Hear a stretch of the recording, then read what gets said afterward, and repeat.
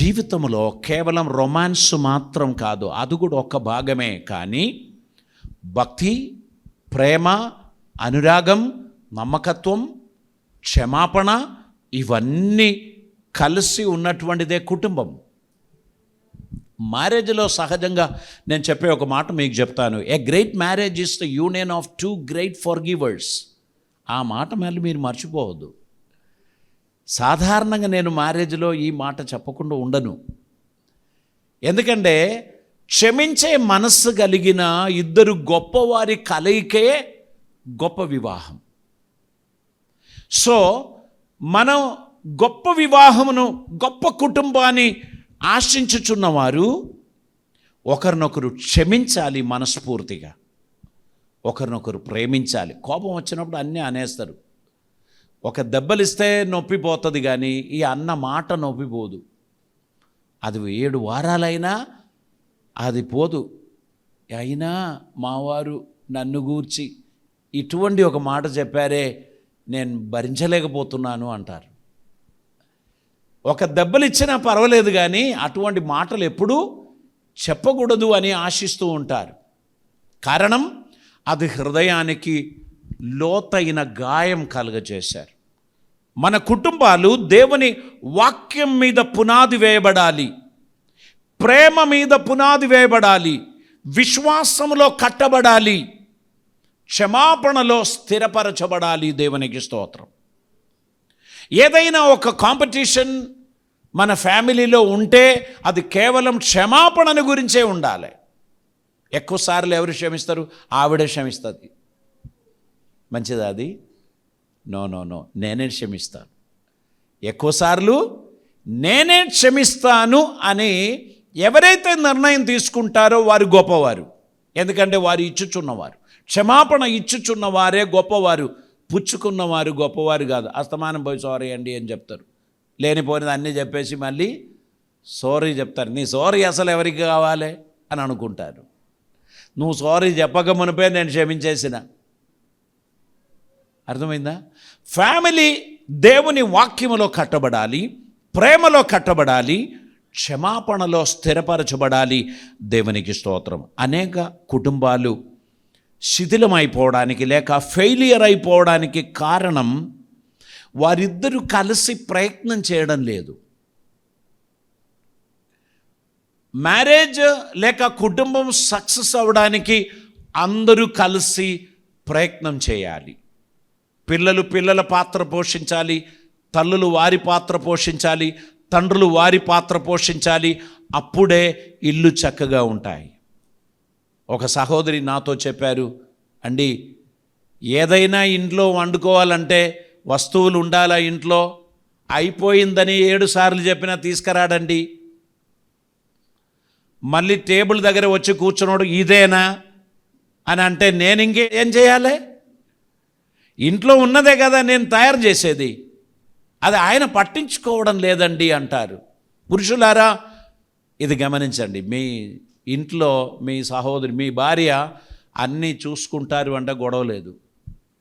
ఆమె బజారుకు పోయే మనిషి కాదు, వస్తువులు కొనుక్కునే మనిషి కాదు అనుకుంటే నెలసరి సామానులు, వస్తువులు ఇంట్లో జమ చేయడానికి, అమ్మా ఈరోజు ఏమైనా అవసరం ఉందా, నేను బజార్లో ఉన్నాను, నేను వస్తుంటే ఏమైనా తీసుకురావాలా, ఒక్క ఫోన్ కాల్ చేయండి. స్త్రీలు కూడా లాస్ట్ ట్యాబ్లెట్ మింగినంగా ట్యాబ్లెట్ అయిపోయిందండి అని చెప్తే మళ్ళీ అది దొరకడం కష్టం. నేను చెప్తున్నాను, ఒక 10 ట్యాబ్లెట్ ఉండగానే చెప్పుకోండి. షుగరు, బీపీలు ఉన్నటువంటి వాళ్ళు ఒక స్ట్రిప్ కంప్లీట్గా ఉన్నప్పుడే చెప్పండి, అయ్యా అయిపోయింది. ఏదో పని మీద, ఏదో టెన్షన్ మీద ఎక్కడికో పోయినప్పుడు రాత్రి 11 గంటలకు చెప్తే అప్పుడు పెద్ద కష్టం అది. అందుకే మీరు మీ విషయాలు కమ్యూనికేట్ చేయడంలో లోపం ఉండొద్దు. నేను ఈరోజు ప్రాక్టికల్ ఇష్యూస్ మాట్లాడుతున్నాను. ఏదో జపాన్లో జరిగిన కార్యముల గురించి ఇక్కడ మాట్లాడితే ఏం లాభం? మీ ఇంట్లో జరిగేదే మాట్లాడుతున్నా, అవును కదా? కాబట్టి ప్రియులారా, విశ్వాసములో, ప్రేమలో, భక్తిలో మనలని అమర్చినప్పుడు క్షమాపణను మర్చిపోవద్దు. We are compliments. భార్యాభర్తలు అంటే ఫ్రెండ్స్, కాంప్లిమెంట్స్. రహస్యం చెప్పే స్థలం అండి. ఎవరికి చెప్తారు రహస్యం? ఇంట్లో ఉన్నోళ్ళకి ఏం చెప్పరు, పక్కింటి వాళ్ళకే చెప్తారనుకో, ఒకరోజు కొంప ముంచుతారు. Praise the lord. అటువంటి ఫ్రెండ్ మీకు ఉండకూడదు. మీ భార్యకి తెలియకుండా ఇంకొకరికి రహస్యం చెప్పే అలవాటు ఉందా? ఈరోజు ఫుల్ స్టాప్ వేసుకోమని దైవ సేవకుడిగా నేను మీకు చెప్తున్నాను. మీ భర్తకు తెలియకుండా ఓ రహస్య రిలేషన్షిప్ మీకు ఉన్నట్లయితే you must put a full stop. అది దేవుడు ఇష్టపడేది కాదు. దేవునికి ఇష్టమైన బిడ్డలుగా మీరిరువురు నడవాలి. దేవునికి ప్రయోజనకరమైన కార్యములు జరిగించాలి. ఫ్యామిలీ సక్సెస్ అవ్వడం యాక్సిడెంటలీ జరిగేది కాదు. మన ఎఫర్ట్స్ను బట్టి దేవుడిచ్చే రిజల్టే సక్సెస్. కనుక మీరిద్దరూ సహనం కలిగిన వారిగా, ఓపిక కలిగిన వారిగా, పట్టుదల కలిగిన వారిగా ఒకరి క్షేమం మరొకరు చూసుకోవాలి. నా క్షేమం నేను చూసుకుంటూ నీది నువ్వు చూసుకో అని చెప్తే కుదరదు. కుటుంబ జీవితంలో నువ్వు తిన్నా తినకపోయినా నీ భార్య తిన్నారా అనేది కనుక్కోవాలి పురుషులు. భార్యలు కూడా మీరు తిని వస్తారా, వచ్చి తింటారా అనేటువంటిది తెలుసుకోవాలి. సహజంగా ఈరోజు తిని వస్తారా అని ఫోన్ చేసి అడగకండి. ఎందుకంటే మీ భర్త ప్రతిరోజు ఇంటికి వచ్చేటోడు. ఇదేంటి కొత్తగా ఒక ప్రశ్న, పాస్టర్ గారు చెప్పారండి తిని వస్తారా అని అడుగుమని. నేను అట్లా అనలేదు. నేనేమన్నానంటే మీ సిచ్యువేషన్స్, మీ టైమింగ్ ఇది మీకు మాత్రమే తెలుసు. దానిని చాలా జాగ్రత్తగా మీరు మెయింటైన్ చేస్తూ మీ ఫ్యామిలీ ప్రభువుకు ప్రీతికరమైనదిగా ఉండడానికి మీరు మిమ్మల్ని సమర్పించుకోవాలి.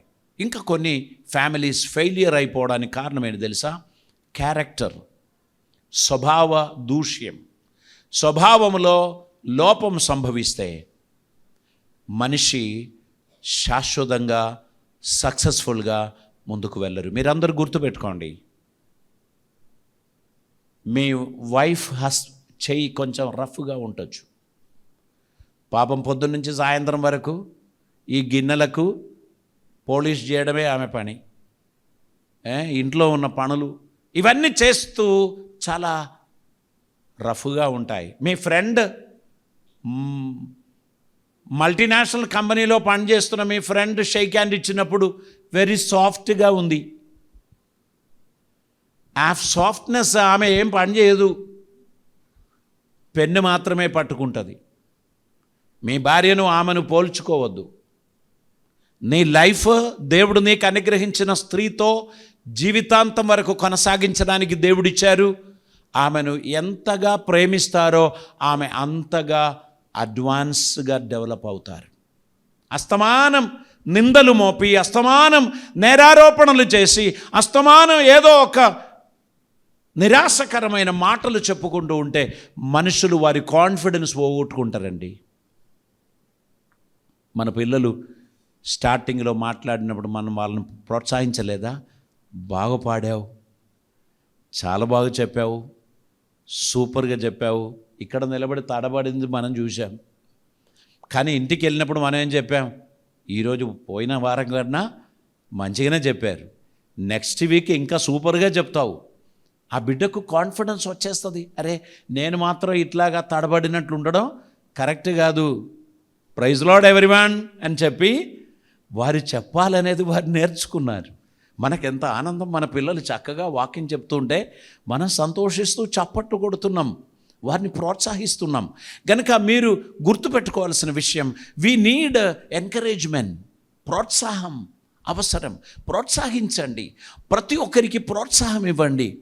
మనము చేయించిన పనులు నైపుణ్యంగా రావడానికి ఎంకరేజ్మెంట్ ఇవ్వండి. ఈ కుటుంబ జీవితం అనేది ఒక ఆస్వాద్యమైనటువంటిది, స్వాదు కలిగినటువంటిది, ఇంపైనటువంటిది. దాన్ని మనం మెయింటైన్ చేయాలి. మనం మెయింటైన్ చేయకపోతే కుటుంబ జీవితం అద్భుతంగా ఉండదు.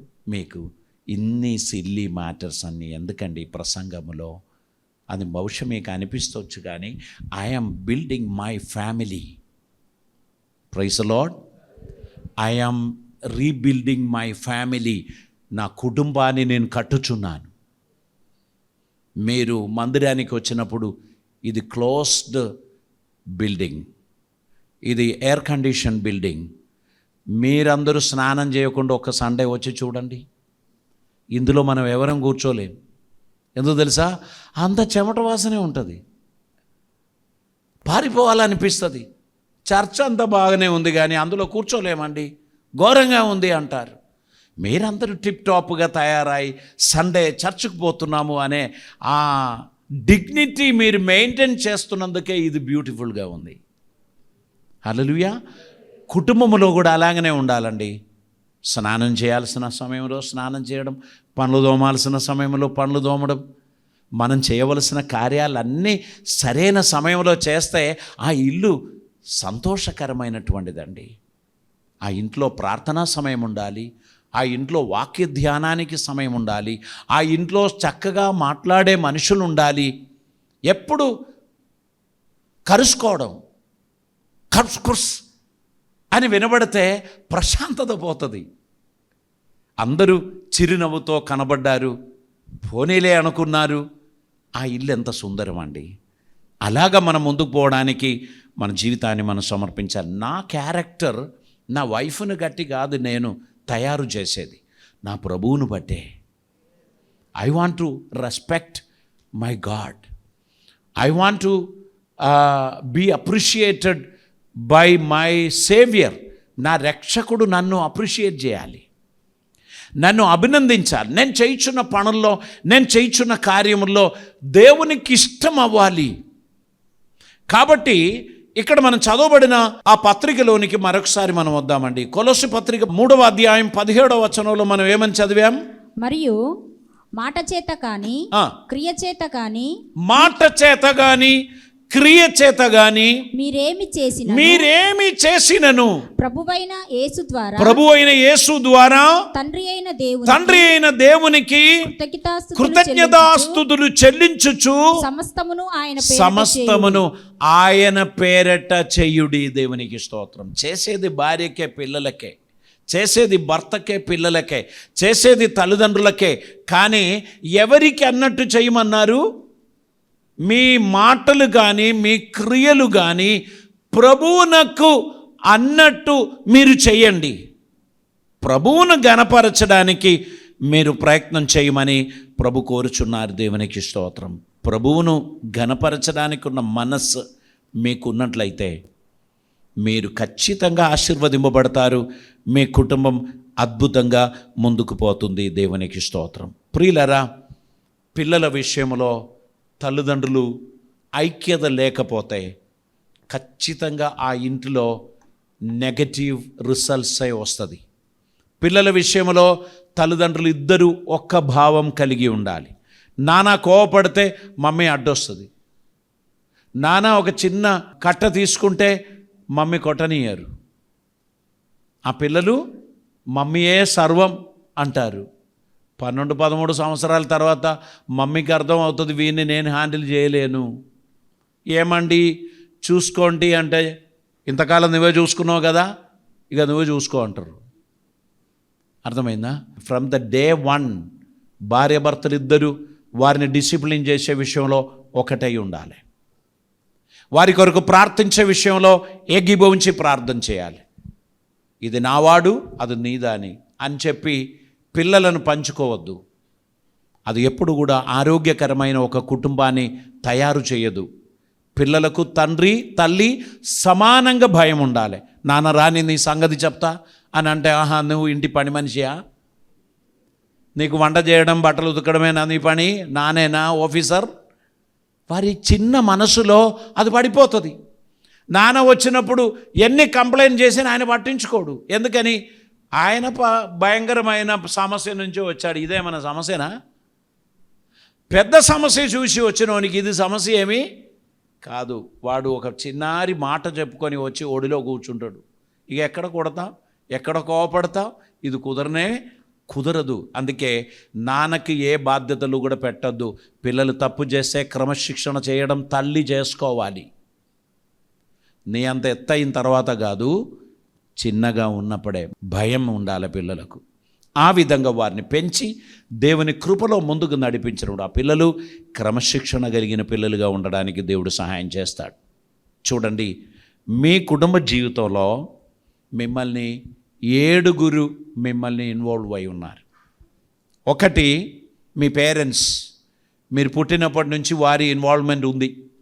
ఆ తర్వాత మీ కమ్యూనిటీ, మీ సమాజం మీ మీద ఇన్వాల్వ్ అయి ఉన్నారు. వారి మాటలు, వారి క్రియలు, వారి ప్రోత్సాహము ఇవన్నీ మీరు వింటూ పోతున్నారు. మూడవది, మీ సంఘం, మీ చర్చ్. మీ చర్చ్ ఏ స్టాండర్డ్లో ఉందో మీ పిల్లలు ఆ స్టాండర్డ్లో ఎదుగుతారు. మీ చర్చిలో అస్తమానం అలజడి, గొడవలు, అరుపులు ఉంటే మీ పిల్లలు కూడా అట్నే తయారవుతారు. ఆరాధన మందిరానికి వస్తే భయంతో, భక్తితో 2 చేతులెత్తి ఆరాధించే తల్లిదండ్రుల పక్కన పిల్లలు కూడా అలాగనే చేస్తే ఆ వాతావరణంలోనే వారు పెరుగుతారు. So you need to take care of all these things. 4వదిగా మన స్కూల్. ఏ స్కూల్కి పంపాలి? పిల్లలు పుట్టినప్పటి నుంచే మనం ఆలోచిస్తున్నాం. ఏ స్కూల్ పంపాలి, ఎక్కడ పెట్టాలి, ఏ సిలబస్ తీసుకోవాలి కదా. మనం చాలా శ్రద్ధ తీసుకుంటున్నాం. 5వదిగా ఈ రాష్ట్రం మన ఎదుగుదలలో ఒక పాత్ర వహిస్తుంది. ఆ తర్వాత మీరు వ్యక్తిగతంగా మీ జీవితం కట్టడానికి మీరు పాత్ర పోషిస్తున్నారు. మీరు లేకపోతే మీ జీవితం ఎవరు కడతారు? మీరే. మీ దేవుడు ఇప్పుడు నేను పైనుంచి కిందికి చెప్పాను, కింది నుంచి పైకి చెప్తే దేవుడు number 1, parents number 2, church number 3, school number 4, society number 5. ఈ విధంగా మనం పెట్టుకుంటున్నప్పుడు first priority will goes to God, దేవునికి, తర్వాత పేరెంట్స్కు. ఈ విధంగా మనము పిల్లలను దేవుని కృపలో పెంచి వారు దేవునికి ఇష్టలుగా ఉండడానికి మనం సమర్పించినప్పుడు దేవుడు అద్భుతంగా వారిని ఆశీర్వదిస్తారు. తలలు వంచుదాం, ప్రార్థన చేద్దాం. పరిశుద్ధుడైన తండ్రి, కృపామయుడైన దేవా, నీకు వందనాలు. అద్భుతమైన నీ సన్నిధి కొరకై స్తోత్రం. దూర ప్రాంతంలో ఉండి ఈ వాక్యం వినిన వారందరినీ ఆశీర్వదించండి. నీ సన్నిధిలో నీ బిడ్డలు నీకిష్టలుగా, నీకిష్టమైన వారిగా, నీకు ప్రియమైన వారిగా వారు ఎదుగుటకు తగిన కృప దయచేయమని, క్షమించుటలో వారు ముందు ఉండినట్లు, ప్రేమించుటలో వారు ఆసక్తి చూపించినట్లు, పరస్పరం సహాయం చేయడానికి మంచి మనస్సు కలిగిన వారిగా నీ అడుగుజాడలో వారు నడవడానికి కృప చూపుమని ఆదరించి, దీవించి, ఆశీర్వదించి, అద్భుతములు జరిగించి నీవే మహిమ పొందమని, కృప ద్వారా ఆదరించమని, ప్రతి వారికి జయము, క్షేమము అనుగ్రహించమని యేసయ్య పవిత్ర నామమున అడిగి ప్రార్థిస్తూ ఉంటున్నాం పరమ తండ్రి. Amen, amen.